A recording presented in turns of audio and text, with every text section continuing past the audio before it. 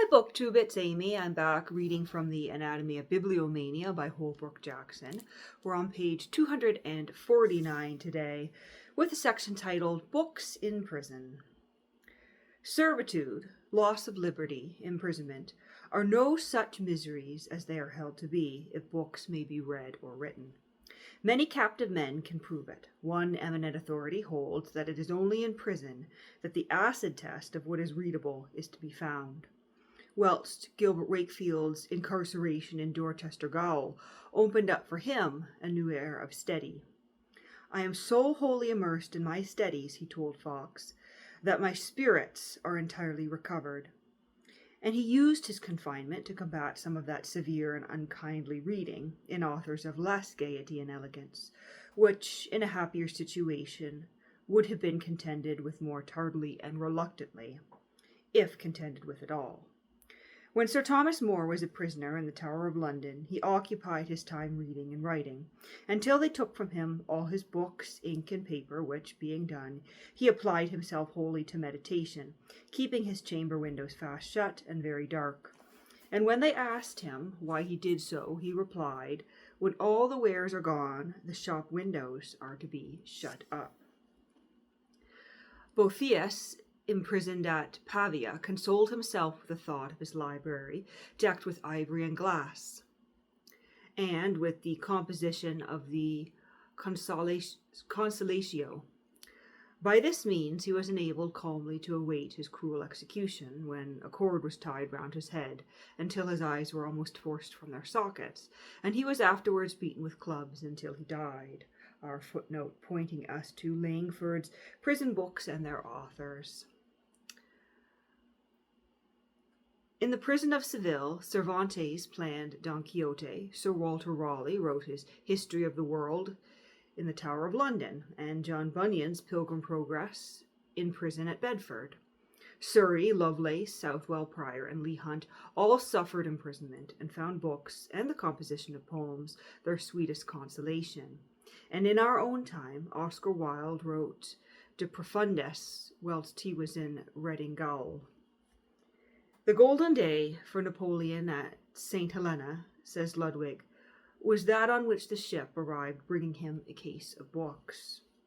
During his exile he accumulated some 8,000 volumes, which he devoured with great speed, throwing each book on the floor as he finished it. The happiest of captive men are indeed those who have sought in books freedom from the prison walls. James Howell, when in the Fleet prison, thanked his friend Benlowes for enlarging his quarters among those melancholy walls by a gift of a whole isle to walk in, meaning Phineas Fletcher's delicate Purple Island, where I met with Apollo himself, he adds, and all his daughters, with other excellent society, and where he also stumbled upon himself, growing better acquainted with what I have within me and without me. That unfortunate parson, William Dodd, compiler of the beauties of Shakespeare, found in books his greatest consolation whilst waiting for the death in Newgate prison. Their magic power they lose not, still the same, of matchless influence in this prison house, unutterably horrid in an hour, of woe beyond all fancy's fictions drear. Our footnote pointing us to Dodd's Thoughts in Prison. Lord Ferrers, the night before he was hanged for the murder of his valet, made one of his keepers read Hamlet to him after he was in bed, and half an hour before the sheriffs fetched him, corrected some verses he had written in the Tower in imitation of the Duke of Buckingham's epitaph. Chancellor, that incongruable romantic condemned to death by Mary Stuart because of his tempestuous and inconvenient passion for her, would attempt no spiritual consolation on the scaffold, but walked boldly to the block, reading with great devotion Ronsard's Hymn on Death.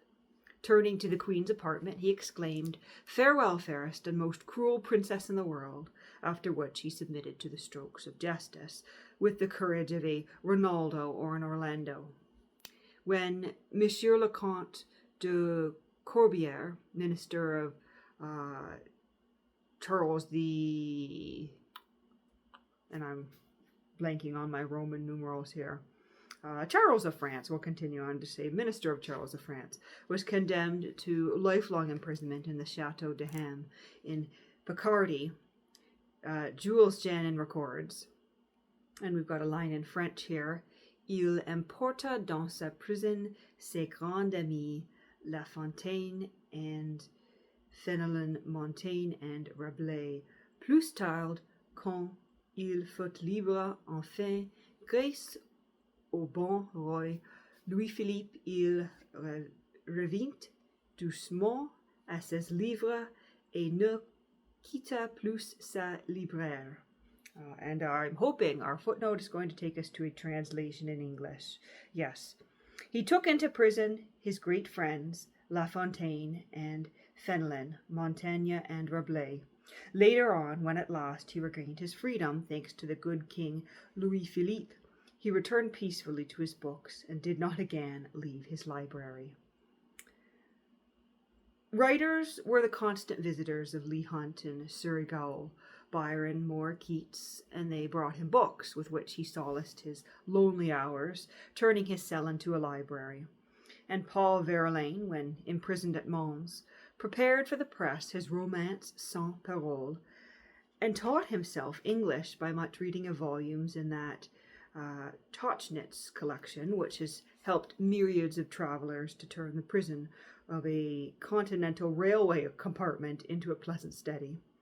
When Oscar Wilde was in Reading Gaol, Arthur Humphreys sent him books, and the companionship of these silent friends, he wrote, saved him mentally and physically.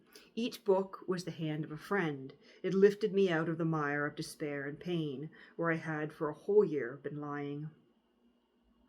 But lest you think I am overstating my case, I will tell you a story out of Macaulay, of the opposite extreme, wherein reading proved a punishment harder to bear than the galleys.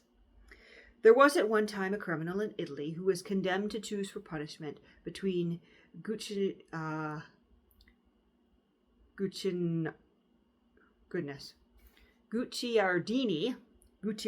and the galleys. He chose the history, but the War of Pisa being too much for him, he changed his mind and became a slave of the oar.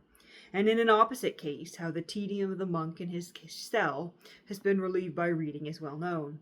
That this practice has divine sanction is supported by the story of the miraculous reappearance of a lost book in the cell of Thomas à Kempis in answer to his prayer.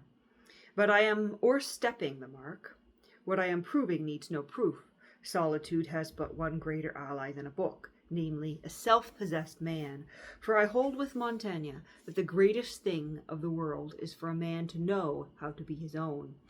At the same time, it is the prime virtue of books, properly used, that they readily and generously augment the most precious and inalienable of our riches, self-possession. In my few examples, I have pointed somewhat at this belief, and could assemble more, but such are enough, being as good as a feast, and far better than a surfeit. That brings us to the end of that section on reading in prison. We're on page 252 here. The next section is titled Reading on a Journey, which I think is going to be a little bit longer. That is followed up by Reading at the Toilet, which I think probably refers to the more general ladies' toilet, putting your toilet together, rather than the throne, so to speak. But we'll end it there for today.